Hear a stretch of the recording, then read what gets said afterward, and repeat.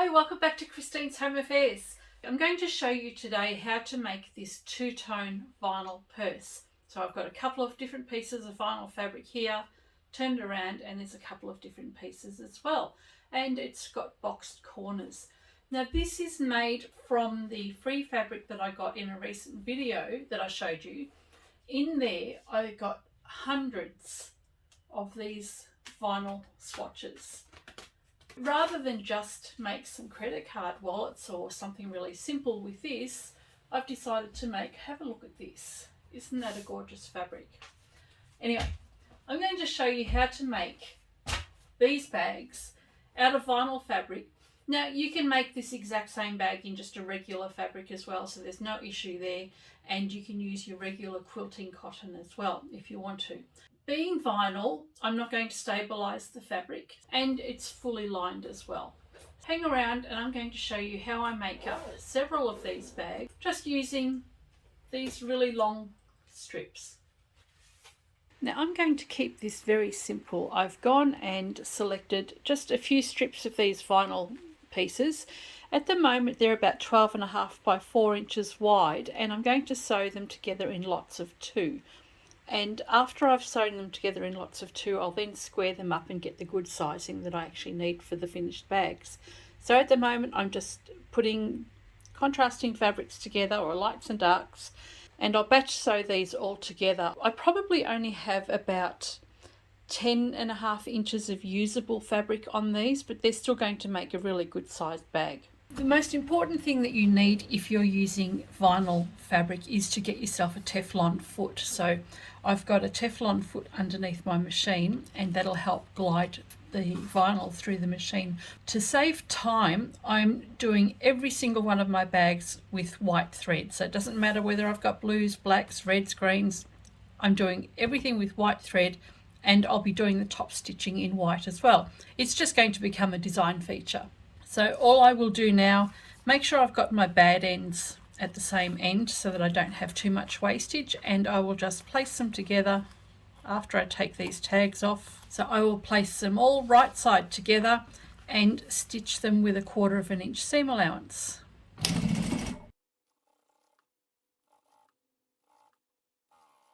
Once I've done that 1/4 inch seam, I'm going to open it out and then just fold the seam to one side, and whichever side the seam is folded to, that will be the side that I top stitch. If my seam is underneath the blue side of the vinyl, that's what I'm top stitching. If I want to, I can push the seam to the other side under the brown side of the vinyl, and then I would top stitch that. I'm going to put mine under the blue because I actually want the white stitching to show up on the top. So the seam there is over, just underneath. Then I will do a really close top stitch, about 1/8 inch from the edge.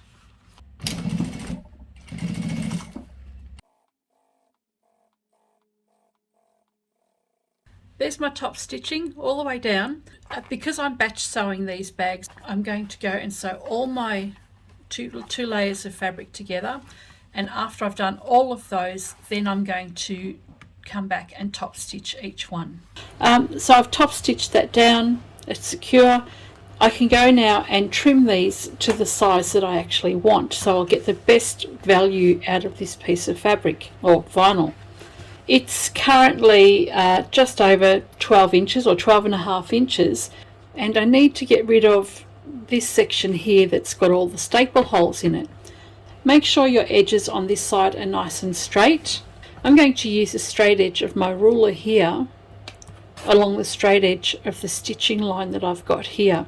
I'm going to use that as my guide, as a straight, so that I can keep my fabric nice and square. If I use the bottom of my fabric, that may not necessarily have been cut straight in the first place, so this is the line that is better to use. Cut off as little as you need to, and I've got just a tiny little bit right on the very edge, but that's going to be hidden in my seam allowance. And I will trim this to 11 inches.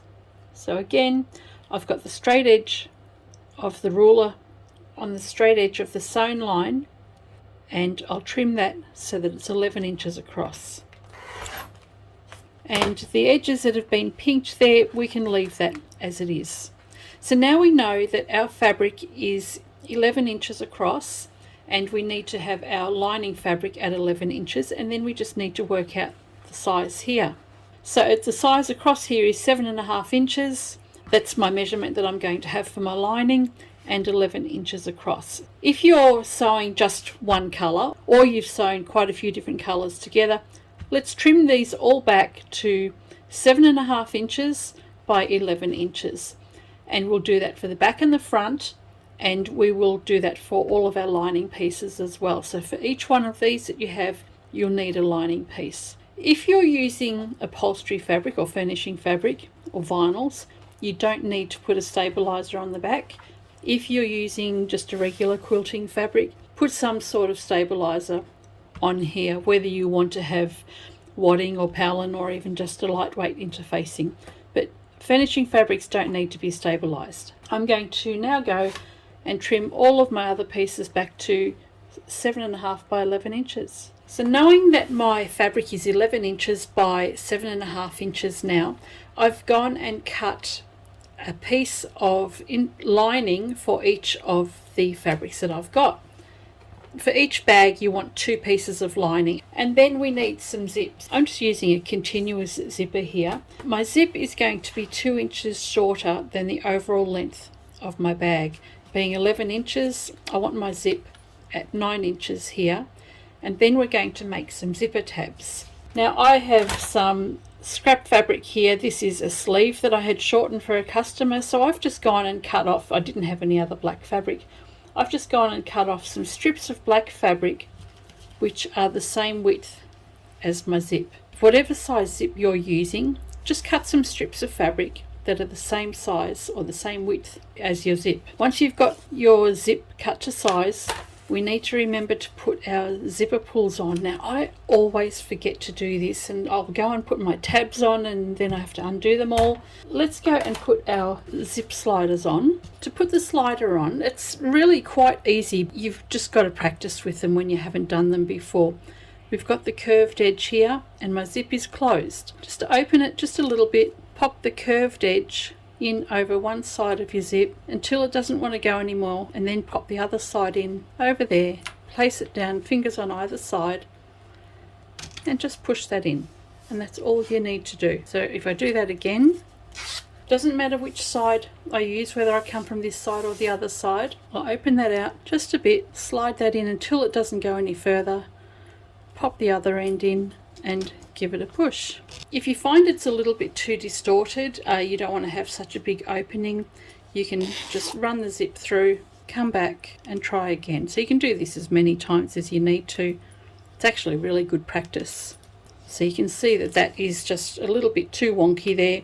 I'm going to run that through again and try again. I usually do get these first go, but sometimes you don't. So it looks like it's going to sit right there, and I've got my slider in the middle. It's actually much easier to close up the ends of your zips if you can get your slider put on and then have your ends closed. Now we only need a couple of inches of fabric for the tabs at the end. I'm going to have, say, 3 inches, and just so that you know that this is the wrong side of the fabric, I've just gone and marked that. So that's the wrong side of the fabric and that's the right side of the fabric. So if we were using a printed fabric, this is the right side. To make our tabs, take the right side of your fabric, and we actually want the right side of our fabric facing the zip. So just lay that directly over the top of the end of the zip and center it so you've got the fold centered just there. Remember, this is the wrong side of the fabric. We're going to stitch that down. When you open this out and this is the right side, you'll see that the end, the raw end of your zip has been enclosed. It's completely safe, and your zipper slider isn't going to go any further than this. And you'll see the printed side of your fabric if you're using some kind of a print. And we'll do the same for the other end. Just grab a scrap of fabric. These can be trimmed down later, so it doesn't matter if you make them a fair bit longer. We can trim them off when we close up the bag. Pop that at the end there, and we've got our tabs ready to be placed on the ends of our zips. So I'm going to go and do that for all of these now, and then I'll take them to the machine, and I'm just going to stitch 1/4 of an inch on either end of all of these zips. Now I'm not going to show you that, you've seen me do it in other videos before, so just 1/4 of an inch back and forth a few times, and that's it. Now I did make this bag yesterday, and I've just gone and put my normal fabric label on, and I'm not really happy with it. I don't like the position of it. I think it actually should be a little bit lower, and I'm going to make these bags with my metal tags. So these just say Christine made it, so I'm going to use them on here. So before I do my zips, I'm going to go and put a label on one piece of each of my bags. So the other side obviously doesn't need it. We only need to label one of the pieces of the front of our bag. Okay, with our labels on the bag, we are now ready to go and put our zip down. Now what we want to do is make sure that we put the zip in heading in the correct direction. So if we slide the zip this way, you can see that it's going to close. If I move the slider that way, it'll open. Most of the time we want bags opening from the left to the right. So that'll open out that way and close this way. And the easiest way to tell that is the curved section is what goes to the left. So the orientation of your zip is up to you, but most of the time it opens from left to right. Now I've just put a tiny little mark in the center of the bag here, and I'll do the same for the other side. And for our zip, I've just put a little notch in the center as well. We want to line this up. Place your zip face down, place that over the center, and clip or pin it in place, and just make sure that your tabs are facing out. With the lining piece, I've just notched out a corner there in the center, and I will position that over the top of the bag, and then we'll even that out, and we're going to stitch the zip, the bag and the lining down all at once.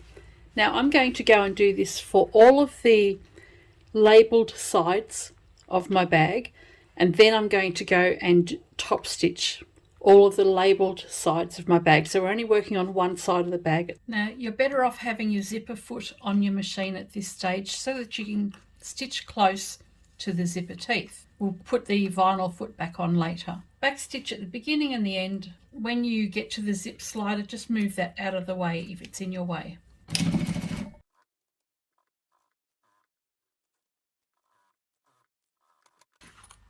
The next step is to go and top stitch the zip and the vinyl down. When you're top stitching, just make sure that you bring the lining fabric to the underneath, and this area is a little bit bulky because the vinyl is so stiff. I've put my vinyl foot back on the machine because otherwise it'll be too difficult to glide through and it'll actually distort the vinyl fabric. So place that back under the machine and just do a narrow top stitch all the way along. Now I said to you before, I'm using white as my contrast. I'm doing that for two reasons. I don't want to change my thread all the time, and it's going to become a design feature as a result of it. So I'm using the same white thread for all of the bags.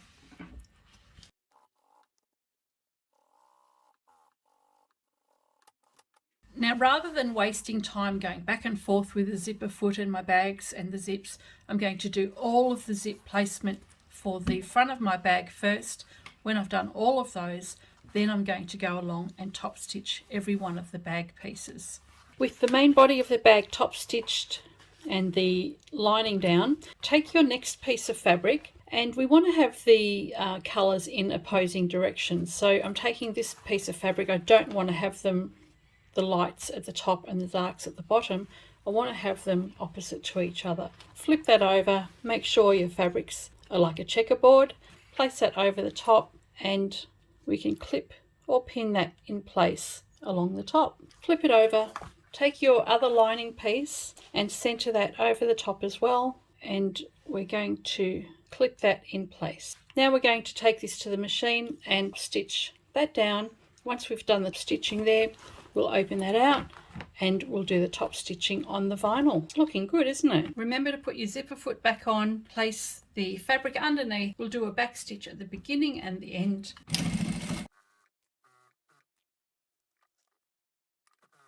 Once that's finished, you can go and do all of your other bags if you're doing a whole heap, and then top stitch.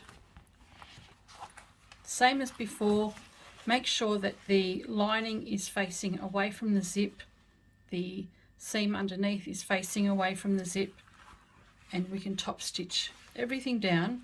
But before you do that, if you're using vinyl, go back and change to your vinyl foot. So with the vinyl foot on, I'm going to go and top stitch this, and then I'll do all of the other pieces.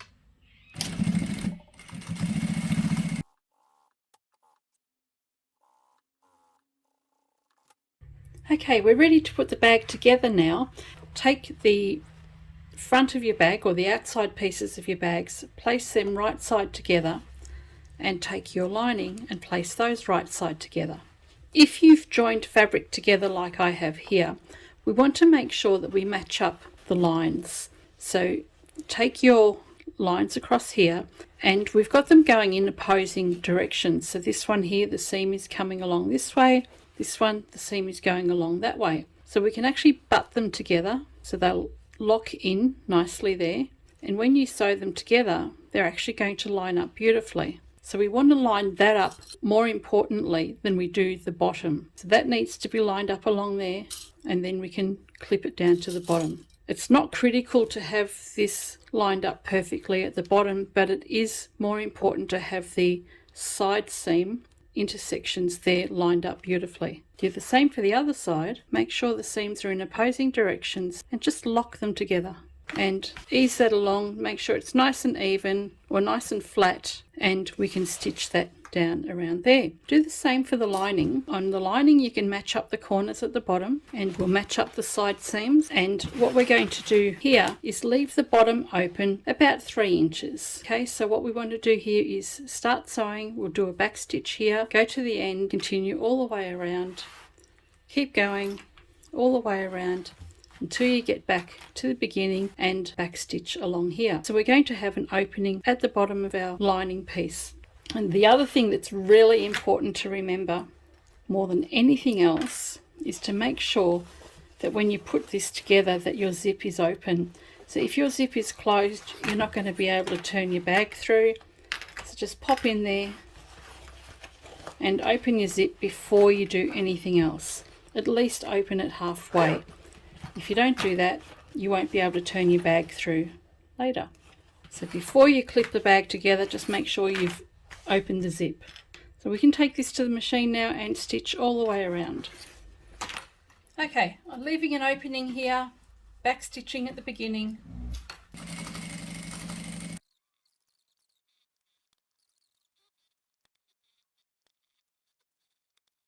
And when you've got about 3 inches open at the bottom of the lining, again, just back stitch and end your work. I will go and do this for all of my bags now. Once you've stitched this down all the way around and left your opening here, the last thing we need to do is create the boxes for our corners. I do a lot of boxing of corners, so I've actually made templates up 2.5 inches, 3 inches and so on. And today I'm going to use a 1 1/4 inch template, or we're going to do 1 1/4 inches in a boxed corner. So to do that, if you don't have your own template, measure 1 1/4 inches. So we've got our stitching line just there and this stitching line just here, and we're measuring 1 1/4 inches from the stitching line, and we'll do the same from the bottom. So we've got a 1 1/4 inch square around here. And if I just use my 1 1/4 inch square template, it's easier just to draw a line around like that. So I've positioned my template on the stitching line. Place your template right on the very edge of the stitching line, and you'll draw your box in like that. Then we'll turn it over and do exactly the same thing on the other side and mark your squares. We're going to do this on the main body of the bag as well as on the lining. So we'll flip that around and we'll do the same on the lining. This is just so much quicker when you've got a template, because you know your template is the same size all the way around, and it saves you a lot of time when it comes to measuring, especially when you're doing a lot of these. Once you've marked your squares, find the corner and just pinch that out there, and do the same on the opposite side. And you can see that I've got a straight line here and a straight line on the other side there. So take a pin or your clips, and what we'll do now, once we've done all of the corners, is stitch straight across here. We'll do that for all 4 corners. Pinch the fabric out, grab your corner here on the vinyl and on the other side. So we've got a straight line going across there, and having this line here come across to my right and the other one going across to my left, we've got a seam along here, and that's going to help match that seam up along the bottom of the bag. We'll do that for all 4 corners, then we will stitch it all down. So I'm going to close up the corners on this bag and all of my other ones. Place that underneath the machine with the rest of the fabric out of the way, and I'll back stitch at the beginning and the end, but I will also double stitch over the seam area as well. Being vinyl, I actually like to double stitch over the whole thing. Now that that's done, I can go and do all the other corners, and then we will chop off the ears. Okay, with my corners all done, I'm going to chop off my ears, and then we'll turn the bag through, push out all of the corners, and then once everything's right, we will close up the opening. Once you've finished boxing your corners, just take all the ears and just trim them off about 1/4 of an inch from the edge. So I prefer to do my boxing this way, having the corners trimmed off at the end, because it's less time consuming this way. So when I'm doing lots and lots of bags, I can just quickly go and chop all of these off instead of having to measure and cut and measure and cut. So this is much quicker. With all the corners cut off, if you've got anything that is sticking out too much on the side, you can trim that off if you need to. I think everything's pretty right here. And then just go back to your opening and turn the whole bag through. When you've turned the bag through and pushed all your corners out and you're happy with everything, go back to the center, and I'm just going to take this to the machine and stitch straight across. Well, I've been a busy little beaver today. I have made 8 of these bags all up, and I'm really happy how they've come up. So I've done different tones across all of the bags, and you can see how nicely they look just on the sides there, underneath. I love this stuff. And what I've done as well, I didn't like the first bag that I did yesterday. I didn't like the label. I didn't like the position of the label. I think it needed to be lower, but I also don't like this label on these bags. So I've gone and taken my really nice labels, the ones that say Christine Made It, and put those on the bags instead. I think they look much more classy this way, especially this silver label on the silver and grey fabric there. Just beautiful. So these are all done with those vinyl swatches that I showed you, and they didn't really take that long at all. I mean, I spent most of the day in the sewing room today making these bags, but I've had a lot of fun. I love these. Most of the vinyl bags I've got in the shop at the moment, actually all of the ones that I've got at the moment from older fabric, is just plain and it's brown. It's not very inspiring. But these ones here, they look really, really nice. I'm very, very happy with them. For me to put them into the shop now to sell, I have to work out a price. Now I've got to work out my cost of material. You know that the fabric cost me nothing, so I'm not going to be charging for any of the fabric. I do have labels or tags here. I do have the zip, and I do have the zip sliders, and of course there's my time. It took me about 4 hours to make 8 of them, so it's about half an hour per bag roughly. My labour rate is $20. No, it's not. My labour rate is $40 an hour. So if I can make 2 of these an hour, these bags have to be at least $20 each. And then I've got to add the price of my hardware and my zips. Now I think that these are much nicer than a $20 bag, so I'm actually going to vary the price on these. Something like this one here, because it's such a nice looking fabric, and they're one-off fabrics with every single one of these bags, I might put about $40 on this. I think it's just a really nice, classy bag. I might also look at putting some shoulder straps on the bags. I haven't decided that yet. I like them quite just as they are as cosmetic bags. Keep it simple. People just like to be able to use them for simple things. Make a lot more because I love the way these look. I think they will sell really, really well. So I need to go and get lots more made up so that they're ready for coming up to Christmas, I guess. It's still a few months away, but it'll go very, very quickly. I really hope you've enjoyed this video. It's a really simple little project. It's a great way to use up some scrap fabric. They go together so simply. Catch you next time.